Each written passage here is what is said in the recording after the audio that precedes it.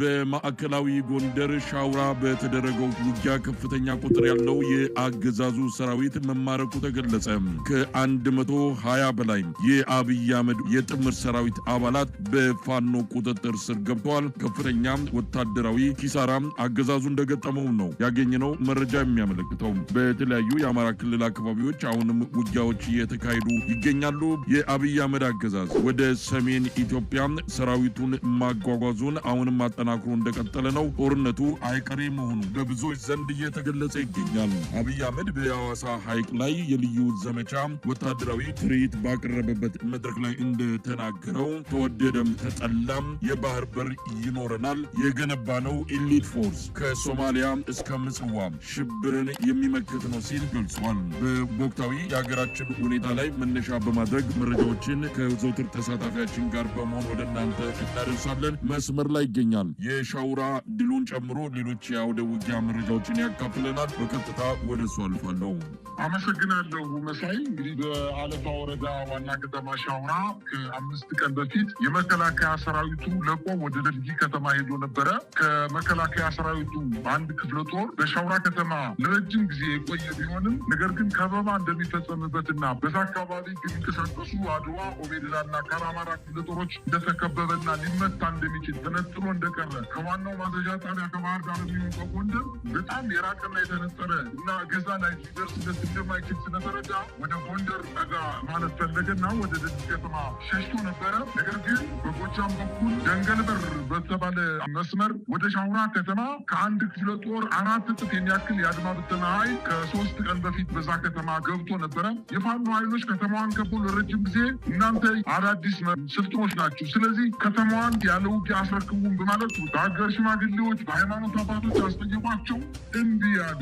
ስለዚህ በይሳው ካሳ 2ኛ ኮር ስር የሚገኙት የአድዋ፣ ኦሜድላና ካራማራ ክፍለ ጦሮች እንዲሁም የአድዋ ክፍለ ጦር ሙሉ ኃይሉን በመጠቀም ውጊያ በመክፈት ከቀኑ 7 ሰዓት የጀመረ እስከ ምሽቱ 12 ሰዓት ተኩል ድረስ ጠንካራ ውጊያ ተደርጎ በርካታ የአድማ ብተና ኃይል ከተማዋ ላይ ወድቆ እንደሚታይና ከ120 በላይ የአድማ ብተና ኃይል እጅ እንደሰጡ ከ320 በላይ ክላሽንኮ በእጃቸው እንደገባና ለ5 ተከታታይ ሰዓታት በተደረገው ውጊያ በአሁኑ ሰዓት ከተማዋን በፋኖ ቁጥጥር ስር መግባቷንና በተደረገው ውጊያም 2 ድሽቃ፣ 2 ስናይፐር፣ 1 ብሬን እና በርካታ ሺህ ቁጥር ያለው የክላሽ፣ የድሽቃ፣ የሞርተርና የስናይፐር ተተኳሾችን በእጃቸው ማስገባታቸውንና በ4 አቅጣጫ ከበባ በመፈጸም ከተማዋን የአድማ ብተና ኃይሉ መውጫ ቀዳዳ ሲያጣ ብቻ በሽማግሌ ተጠይቆ እምቢ ብሏል። በሃይማኖት አባቶች ተጠይቆ እምቢ ብሏል። በአካባቢው ከፍተኛ ተቀባይነት ያላቸውን ሰዎች ልከው ጅስጡ ስለተባሉ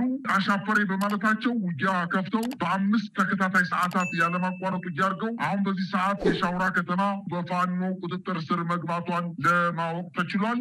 በርካታ አስክሬን በከተማዋ ላይ ወድቆ እንደሚገኝ እዛው አካባቢ ያለ የአንከር ሚዲያ መረጃ ምንጫችን አድርሶልናል። በሌላ ዜና በደቡብ ጎንደር ከ4 ቀን በፊት የአገዛዙ ጦር ደብረታቦር ከተማ ላይ ከፍተኛ ዝግጅት ካደረገ በኋላ ወደ ክምር ድንጋይና በኋላም ወደ ነፋስ መውጫ አድርጎ እስከ ጋሸና ያለውን መከላከያ ለቆት የነበረውን ዋና መስመር ለመቆጣጠር በጋሳይ በኩል አድርጎ ክምር ድንጋይ ከዛ ነፋስ መውጫ አድርጎ እስከ ጋሸና ድረስ ያለውን ለማጽዳት ከደብረታቦር ከተማ በርካታ ኃይል ይዞ የተጓዘ ቢሆንም የፋኖ ኃይሎች በተለይ ከትናንት ወዲያ ጀምሮ ስሙ መምታትና በቆረጣ በታትኖ መምታት በሚለው ስትራቴጂያቸው ክምር ድንጋይ ከመድረሱ በፊት ጋሳይ ከተማ ላይ ውጊያ ካደረጉ በኋላ 65 ተገሎ በርካታ ተማርኮበት ዙ 23 ሙሉ ተቃጥሎበት 2 ወታደራዊ ፓትሮል መኪናዎች ተመተው ተቃጥለውበት ከጋሳይ ከተማ ለቆ ወደ ደብረታቦር ከተማ መግባቱ ይታወሳል። አሁን ዛሬ ማምሻውን የደረሰን ዜና ከክምር ድንጋይ የጀመረው ውጊያ ጋሳይን አጠናቆ ዘባራ፣ አርሴማ፣ ሳሊ፣ ጎጎብ በሚባሉ የደብረታቦር ከተማ ዙሪያዎች ላይ የሜጀር ጄኔራል ውባንተ አባተ 1ኛ ኮር ጉና ክፍለ ጦር 5ቱን ብርጌዶች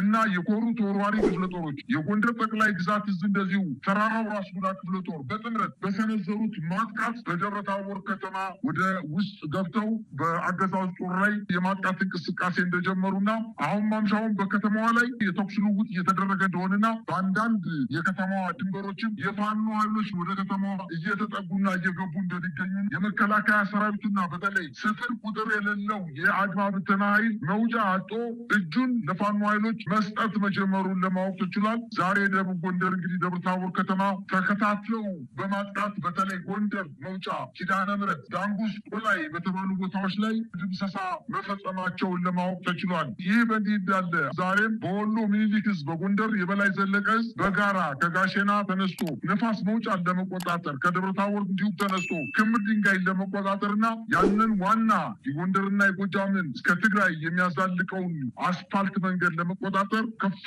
ዝግጅት አድርጎ ከጋሼና ተነስቶ ንፋስ መውጫን ለመቆጣጠር እንዲሁም ከደብረ ታቦር ተነስቶ እስከ ንፋስ መውጫ ድረስ ለመገናኘት ያደረገው እንቅስቃሴ በሁለቱ የሚኒሊክ እዝና የበላይ ዘለቀ እዝ የጋራ ጥምረት ቦታውን ማጽዳታቸውንና ከጋሼና ወደ ንፋስ መውጫ የመጣውን ያገዛዙን ጦር መጥተው መመለሳቸውን ለማወቅ ተችሏል። ይህ በእንዲህ እንዳለ በወሎ በወልዲያ ዙሪያ አሁንም ውጊያ እየተደረገ እንደሆነ የፋኖ ኃይሎች መረጃውን ያደረሱ ሲሆን ከወልዲያ ከተማ ተነስቶ ቆቦ አድርጎ ከባባድ መሳሪያዎችን ጭኖ ወደ ትግራይ እንቅስቃሴ ሊያደርግ የነበረውን ኃይል ገጥተው ወደ ወልዲያ እንደመለሱት መረጃዎች ያመላክታሉ። በሌላ ዜና እንግዲህ መካነ ሰላም አካባቢ እጅ የሚሰጠው የአድማ ብተና ኃይል ከፍተኛ ቁጥር ያለው መሆኑንና የሚኒሻ ኃይል አድማ ብተና ፖሊስ እምቢ ያሉትን ከ20 በላይ በመደምሰስ በርካቶችን ግን እጅ እንዲሰጡ ማድረጋቸውን ለማወቅ ተችሏል። እንግዲህ የአገዛዙ ጦር በበርካታ አካባቢዎች ላይ ዘመቻ ጀምሮ ሲመታበትና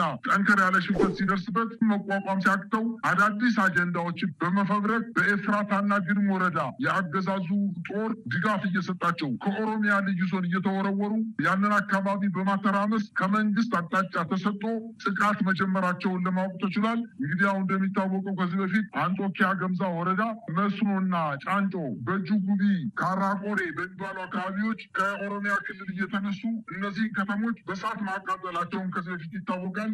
በጣም ነው የማመሰግነው። እንግዲህ እነዚህ ድሎች ምን ይነግሩናል ነው የአማራ ፋኖ ብሔራዊ ንቅናቄ እንግዲህ ቀጣዩን እርምጃ በተመለከተ አሁን ቀጣዩ እርምጃ በአይነትም በመጠንም በስፋትም በተለየ ሁኔታ ሊከሰት የሚችል እንደሆነ ከወዲሁ መገመት የሚቻል ጉዳይ ነው። በዛ ዙሪያ ምክክሮች፣ ውይይቶች እየተደረጉ እንዳለ ነው የምንሰማው። በዚህ መሀል ሀገሪቱ በበርካታ ክስተቶች፣ ቀውሶች እንደዚሁ ተወጥራ የተያዘች ሆናለች። አብይ አህመድ ጦርነትን እየቀፈቀፈ ይገኛል። በሌላ እጁ ደግሞ የሰላም ተምሳሌት የልማት አርበኛ ሆኖ ለመታየት የሚያደርገው መፍጨርጨር በሚቆጣጠራቸው ቴሌቪዥኖች ላይ በድምቀት የሚታይ ጉዳይ ሆኗል። አብይ አህመድ በአማራ ክልል አቅም እያጠረው እንደመጣ ጦርነቱን የሚደግፍ የሰው ኃይልና የገንዘብ አቅሙ በከፍተኛ ደረጃ እየተመናመነ በአሁኑ ሰዓት በማንኛውም መልኩ በአማራ ክልል የሚደረገውን ጦርነት ለማስቀጠል የሚያስችል ቁመና እንደሌለው ከድምዳሜ ላይ ደርሰው ሁኔታውን እንዴት መለወጥ እንዳለባቸው፣ እንዴት ጉዳዩን መቋጨት እንዳለባቸው የመከሩበት ነው። አብይ አህመድ በአሸናፊነት የአማራን ክልል አንበርክኬም ከዛም ወደ ትግራይ ወደ ኤርትራን በማማተር ሁሉንም ዝምጭጭ አሰኛለሁ፣ የብልጽግናን መንግስት አዲስ አበባ ላይ አጸናለሁ ብሎ በጀብደኝነት ተነስተዋል። ምን ማለት እንችላለን? አሁን የሚያደርጋቸው አጠቃላይ እንቅስቃሴዎች በተለይ ወደ ሰሜን ኢትዮጵያ አካባቢ ጦርን እያጓጓዘ መሆኑ የአማራ ኃይልን መቋቋም አቅቶት ነገር ግን ለሌላ መጠነ ሰፊ ጥቃት እየተዘጋጀ መሆኑ ለብዙዎች ግራ የሚያጋባ ሆነዋል። የሰውየውንም ጤና ማጣት ከዚህ ጋር እያነሱ የሚጠቅሱ ወገኖችም አሉ። ምን ማለት ይቻላል?